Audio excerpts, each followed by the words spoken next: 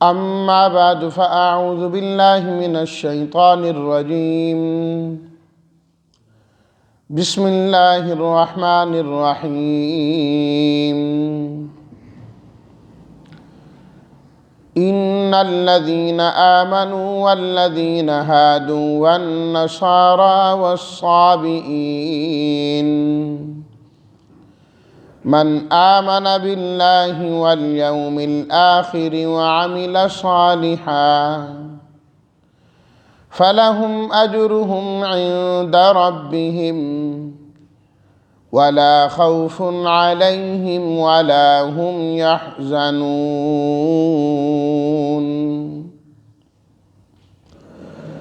صدق الله مولانا العظيم. اللهم صل على سيدنا ومولانا محمد وعلى آل سيدنا ومولانا محمد وبارك وسلم. یقیناً وہ لوگ جو ایمان لائے اور وہ جو یہودی ہوئے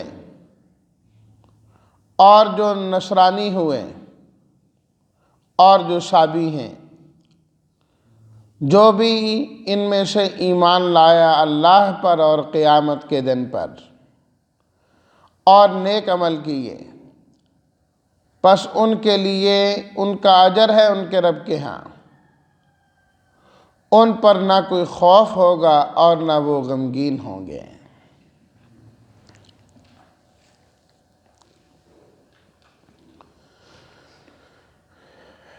اس آیت کے اندر اللہ تعالیٰ نے نجات کا ایک اصول بیان فرمایا ہے. اس سے پہلے بھی تذکرہ بنی اسرائیل کا اور اس کے بعد بھی بنی اسرائیل کا تذکرہ ہے. درمیان میں اللہ تعالیٰ نے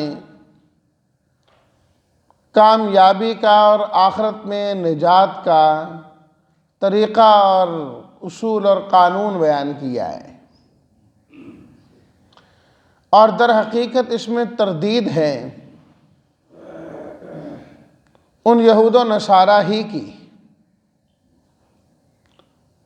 وہ لوگ بڑے فخر کے ساتھ کہتے تھے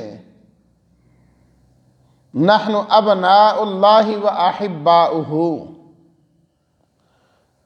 ہم تو اللہ کے بیٹے ہیں اور ہم تو اللہ کے محبوب ہیں، نبیوں کی اولاد ہیں، ہمارے باپ دادا انبیاء ہوئے،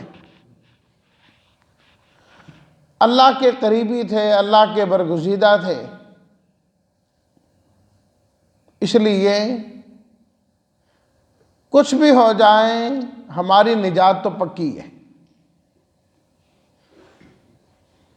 جانا تو ہم نے جنت ہی میں ہے. یہودی کہتے تھے کہ جنت میں یہودی ہی جائیں گے، عیسائی کہتے تھے کہ جنت میں عیسائی جائیں گے. وَقَالُوا لَن يَدْخُلَ الْجَنَّةَ إِلَّا مَنْ كَانَ هُودًا أَوْ نَصَارَىٰ، کہنے لگے کوئی بھی جنت میں نہیں جائے گا. یہودی کہتے تھے صرف وہ جائے گا جو یہودی ہوگا، نصارہ کہتے تھے صرف وہ جائے گا جو عیسائی ہوگا. تِلْكَ أَمَانِيُّهُمْ، فرمایا یہ سب ان کی آرزو ہیں، اس کا حقیقت سے کوئی تعلق نہیں ہے، کوئی تعلق نہیں ہے اس کا. اللہ نے ایک کسوٹی مقرر کر دی ہے، جو اس پر پورا اترے گا، جو اس میزان پر پورا اترے گا، اللہ اس کی نجات فرما دیں گے. اس لیے اللہ تعالیٰ نے چند مشہور کا نام لیا، ان الذین آمنوا والذین ہادوا والنصارى والصابئین. فرمایا کہ وہ لوگ جو اپنے آپ کو ایمان والا کہلاتے ہیں، یہ لقب ہے امت محمدیہ کا، الذین آمنوا.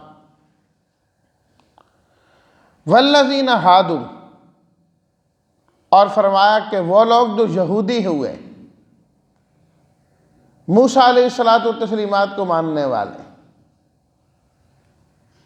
یہودی کہلاتے ہیں۔ ایک تو اس وجہ سے یہودی کہلاتے تھے وہ کہ یہ اولاد تھے حضرت یعقوب علیہ الصلوۃ والتسلیمات کی، اور حضرت یعقوب علیہ الصلوۃ والتسلیمات کے بیٹوں میں سے ایک کا نام یہودا آتا ہے، اس سے یہ یہودی کہلائے۔ اور دوسری وجہ ان کے یہودی کہلانے کی اہل علم نے یہ لکھی ہے کہ ہاد یہود ہودن، اس کا معنی ہوتا ہے رجوع کرنا۔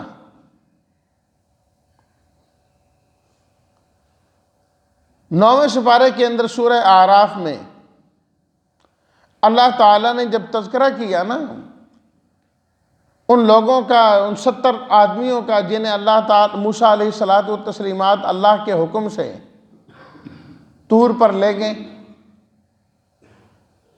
اور پھر مطالبے کرنے لگے کہ ہم اللہ کو دیکھیں گے تو مانیں گے، موت اللہ نے طاری کر دی۔ اس وقت موسیٰ علیہ الصلوۃ والتسلیمات نے اللہ تعالیٰ سے دعا کی، وَاكْتُبْ لَنَا فِي هَذِهِ الدُّنْيَا حَسَنَةً وَفِي الْآخِرَةِ إِنَّا هُدْنَا إِلَيْكَ۔ اے اللہ، دنیا اور آخرت کی بھلائیاں ہمارا مقدر بنا دے، لکھ دے ہمارے لیے، اِنَّا هُدْنَا، ہم آپ کی طرف متوجہ ہیں، ہم آپ کی طرف لوٹتے ہیں، رجوع کرتے ہیں۔ اور ان لوگوں نے بچڑے کی عبادت سے رجوع کیا، توبہ کی، اس بنیاد پر بھی ان کو یہود کہا جاتا ہے۔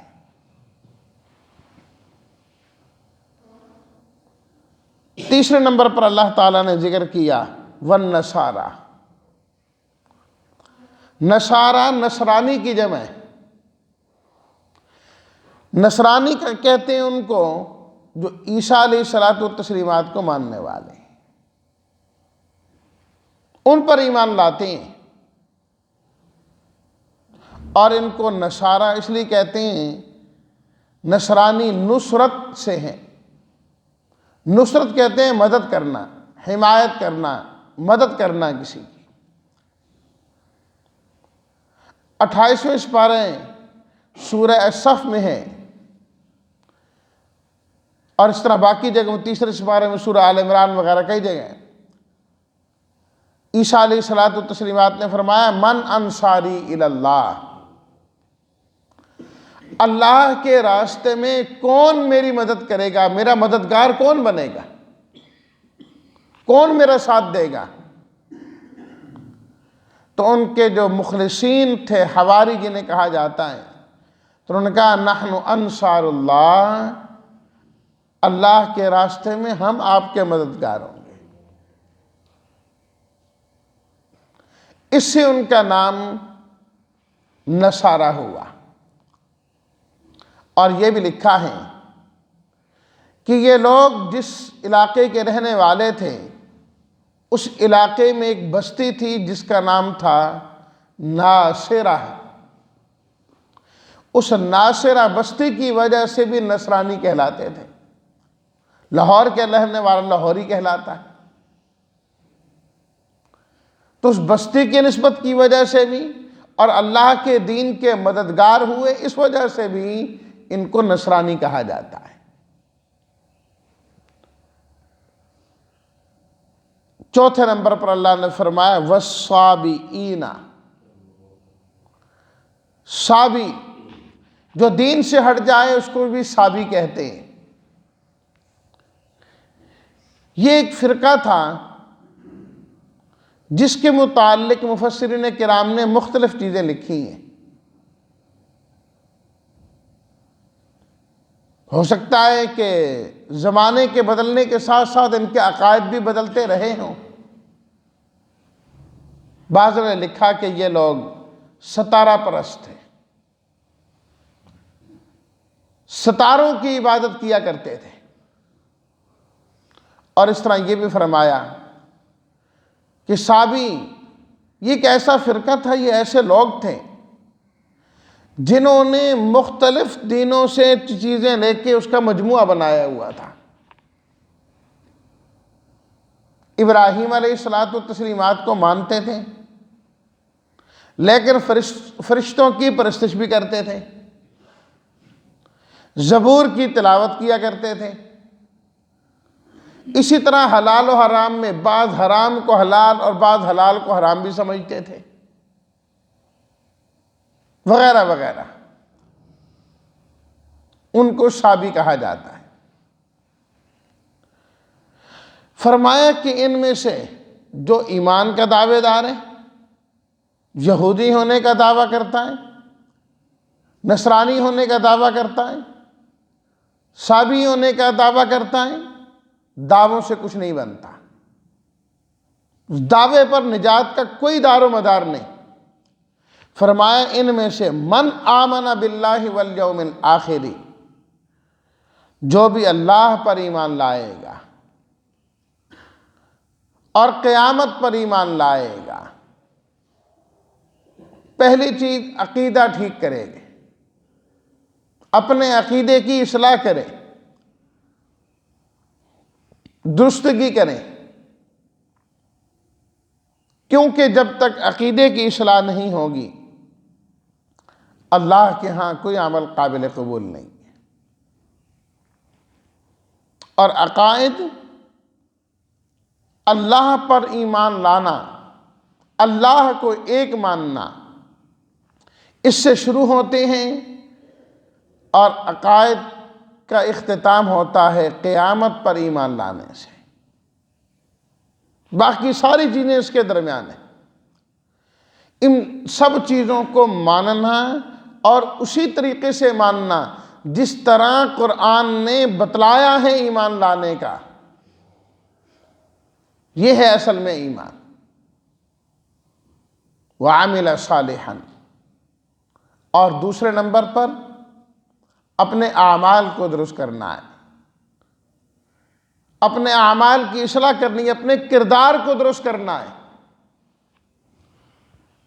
فرمایا کہ جو بھی یہ کام کرے، عقیدہ اس کا ٹھیک، عمل اس کا ٹھیک، نام وہ اپنا کوئی بھی رکھتا پھرے، فَلَهُمْ أَجْرُهُمْ عِنْدَ رَبِّهِمْ،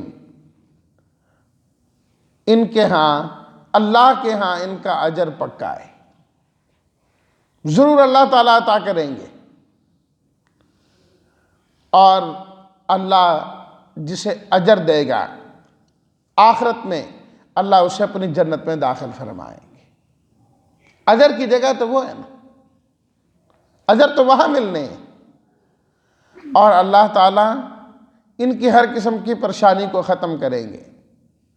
موجودہ پریشانیاں بھی ختم ہو جائیں گی، جو پہلے پریشانیاں تھیں پیچھے چھوڑ گئے پریشانیاں وہ بھی ختم ہو جائیں گی، اور آگے کی پریشانیاں بھی ختم ہو جائیں گی۔ یہی ہوتا ہے نا، انسان جو کام کر رہا ہے اس کی خواہش ہوتی ہے کہ اس کا صلہ اور اجر مجھے مل جائے،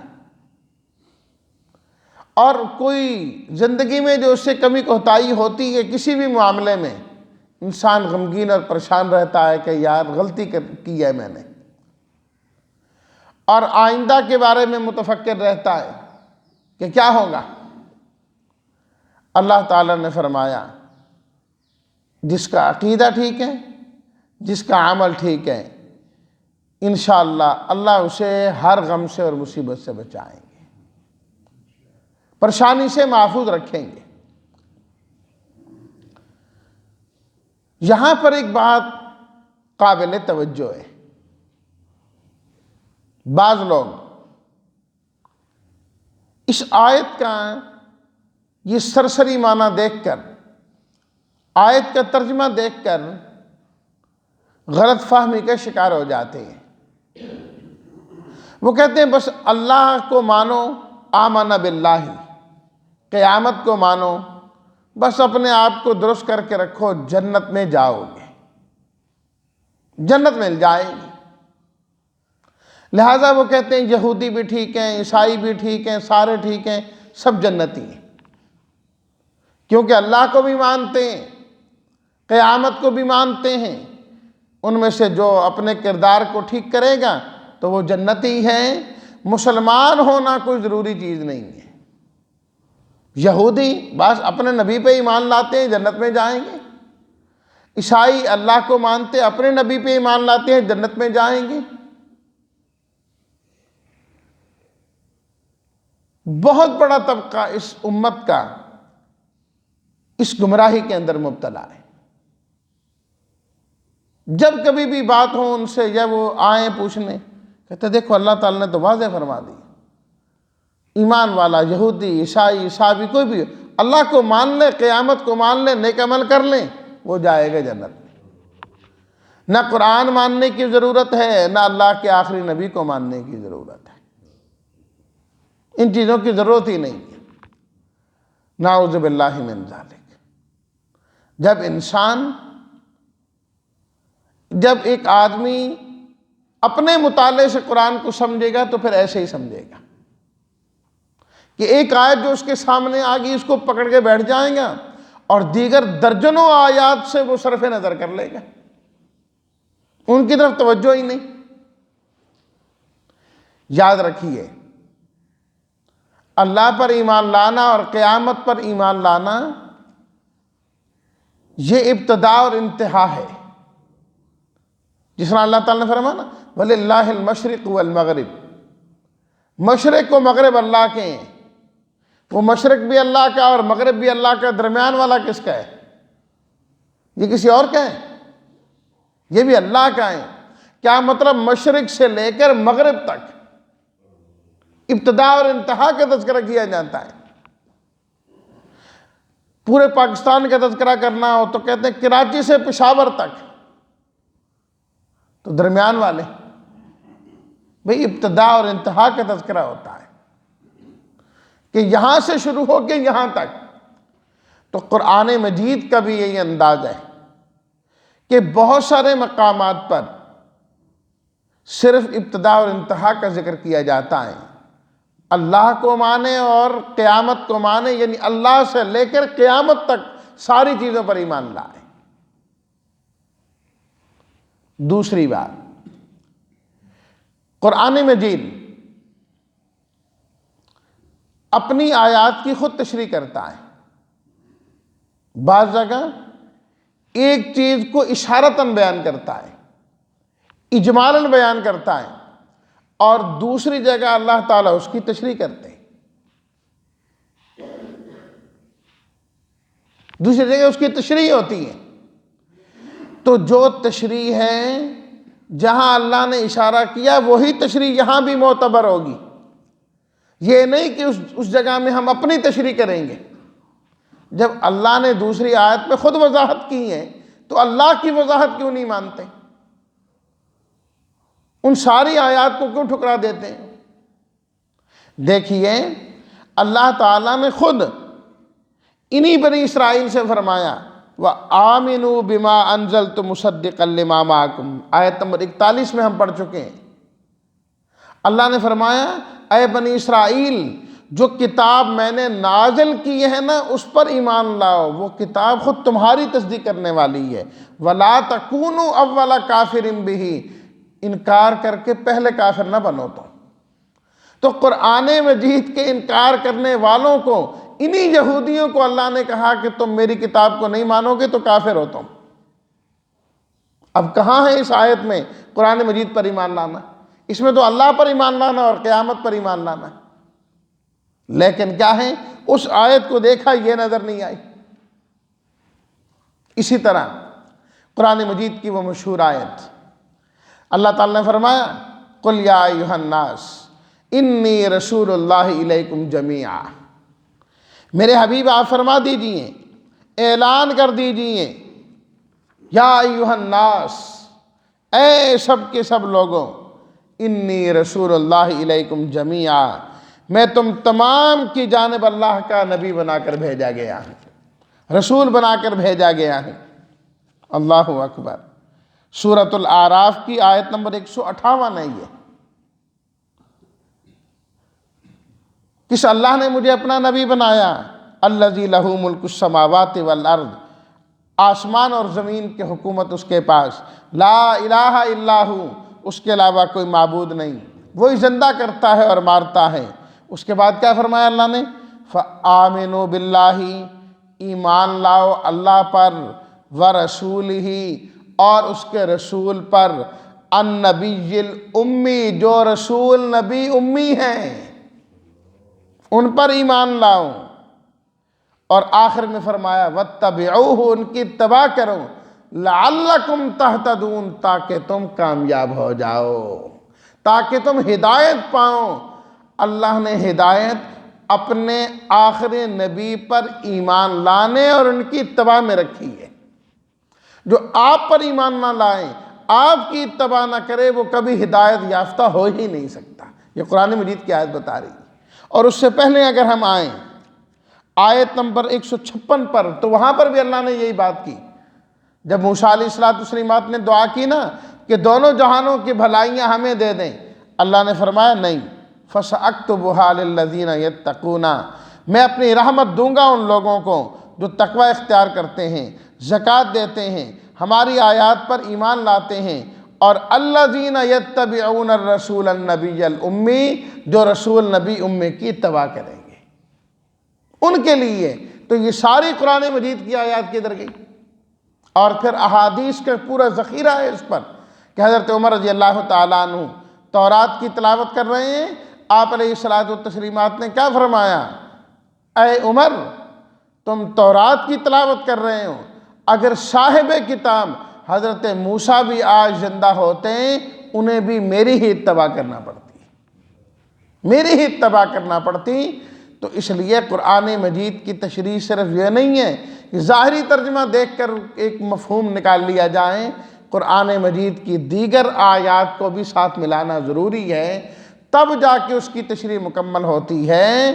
کامیابی اللہ نے صرف اور صرف اس وقت ان ایمان والوں میں رکھی ہے جو نبی کریم صلی اللہ علیہ وسلم پر اور آپ کی تعلیمات پر ایمان لاتے ہیں۔ صرف یہودی اور عیسائی ہونا یہ کوئی جنتی ہونے کی ضمانت نہیں، کہ وہ بھی اللہ اور قیامت کو مانتے ہیں جنتی ہیں، یہ صرف نرا دھوکہ ہے اور قرآن سے دوری اور عدم فہم کا نتیجہ ہے۔